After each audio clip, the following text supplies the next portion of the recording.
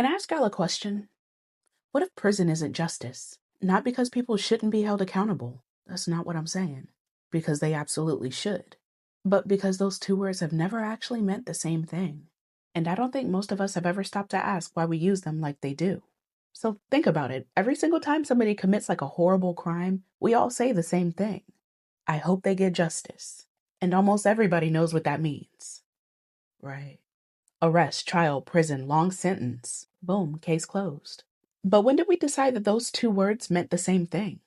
Because history says that they didn't. Now, for most of human history, prison wasn't even the default sentence. If somebody stole from you, they might have to pay you back. If they committed certain crimes, they could be banished. They could be fined, whipped, executed. No, I'm not saying any of those things were better, you know? But I'm saying that prison wasn't always the answer, which means somewhere along the way, we decided that it was. Now, this is when I found something that I just wasn't expecting. The word penitentiary comes from the word penitence. The original idea wasn't just to punish people. It was to change them. The thinking was that if you isolated somebody long enough, made them reflect, made them repent, they'd leave a better person than when they came in. That was the promise. Now, ask yourself something. When's the last time you heard somebody talk about prison like that? Because today, most of us don't even expect rehabilitation. We expect punishment. Then I got to Reconstruction. And honestly, this is where the story stopped feeling theoretical. So slavery ends and 4 million people are emancipated. The South suddenly loses its labor system the whole economy depended on.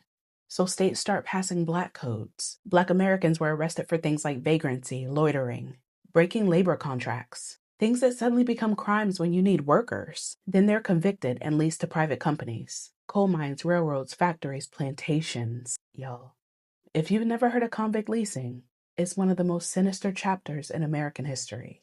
Because yes, the 13th Amendment abolished slavery, except as punishment for a crime. One sentence, one exception, one loophole.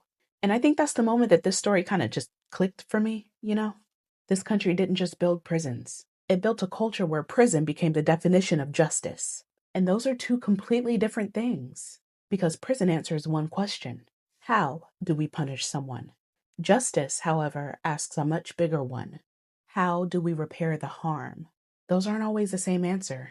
So think about it. If prison automatically created justice, why do innocent people spend decades behind bars? If prison automatically created justice, why do so many victims still say they don't feel whole after the conviction?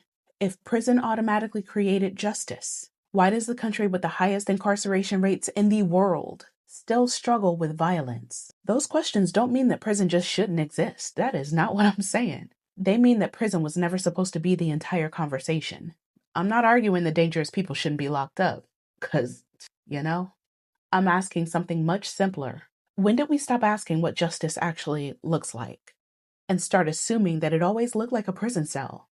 Because history says those two words have never actually meant the same thing.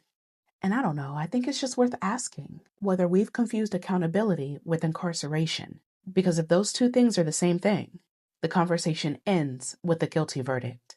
And if they aren't, then maybe we've been asking the wrong question all along. What do you think?